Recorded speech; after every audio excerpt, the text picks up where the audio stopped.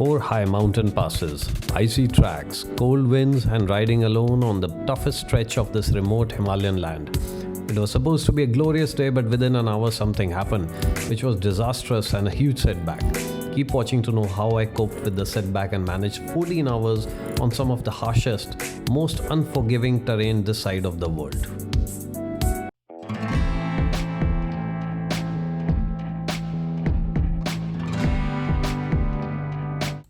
The previous 2 days were hectic, and the rest day in Padam was well earned.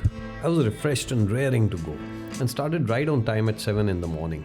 It was a great day, and the curvy road with river flowing next to it was such a treat to ride on. The terrain looked familiar as I gunned my bike and enjoyed the scenery. I had a hairy moment when the bike wobbled badly and I immediately dreaded a puncture. To my big relief, it was nothing but a loose tailbag. And then something actually bad happened. Turns out that after riding for an hour, I had gone in the opposite direction. I recognized the Bardhan monastery which I had seen yesterday. I turned around absolutely furious with myself. I tried to calm down and not lose my cool. The cheerful banter of the attendant at the petrol pump helped me reset and put me back into my original frame of mind. Well, almost. 10 years ago, Padam had only one pump which had no electricity, and they used a hand crank to dispense the petrol. Now there were two modern pumps. 40 kilometers of smooth tarmac on the awe-inspiring plains around Zangla was such a joy to ride on after the tough off-roading before Pune. I accelerated, trying to make up for the lost time. Soon things got serious with narrow and steep tracks starting to appear. I'd seen videos of riders struggling on the steep climbs with a ton of dirt. This was one reason I tried hard to limit the luggage on the bike. I noticed one bike behind me with two guys who had stopped at the first steep climb on a thick dirt track and sensibly turned around. This was not the place to come with a pillion rider.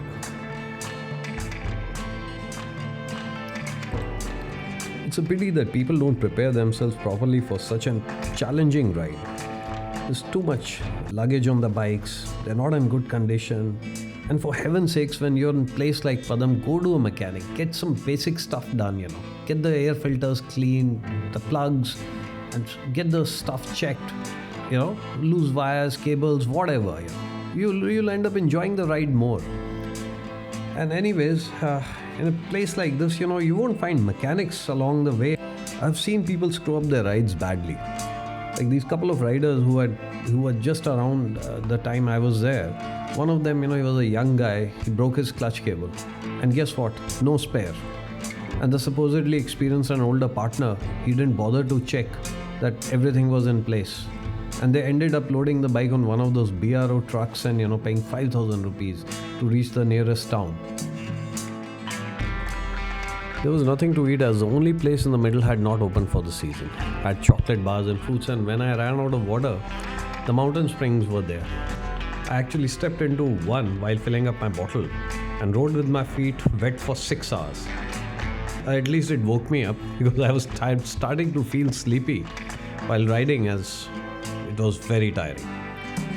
And coming down from the Sirsila Pass, which was friggin' cold and windy, it was such a relief to come down. And this third day of the Zanskar stretch was special.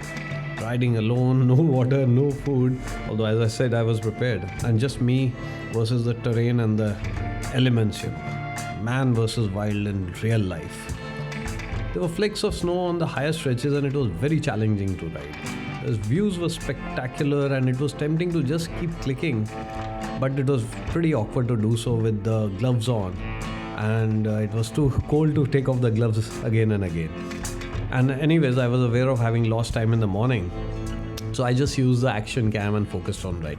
Reaching the lower altitudes was such a relief, and the tarmac, after riding on dirt for 8 hours, no matter how exciting, really felt good, to reach the tarmac. Riding between the great rocks was such a thrill. The gorges, the rivers flowing, the bridges, the crossings. It was really nice. I came to the Leh-Manali highway and had a much needed hot meal, even though it was just plain Maggi noodles, and I don't much care for that. For heaven's sakes, just put some vegetables in it, if not some meat. Then I kept hunting for a decent place to stay away from the highway to avoid noise at night after a previous bad experience where I just couldn't sleep throughout the night. I ended up riding for 3 hours and it was very frustrating. I almost reached that Singham point near Leh. Then I rode back because I didn't want to do 30 kilometers till Leh and hunt for a place. It was a very busy touristy season. So I was dead beat after riding for 13 hours in extreme cold, but then eventually I found a good place in this Basco village. A good night's sleep was much needed after the toughest ride of my life, both mentally and physically. Next day to Karu was going to be a short ride, hopefully a relaxing one.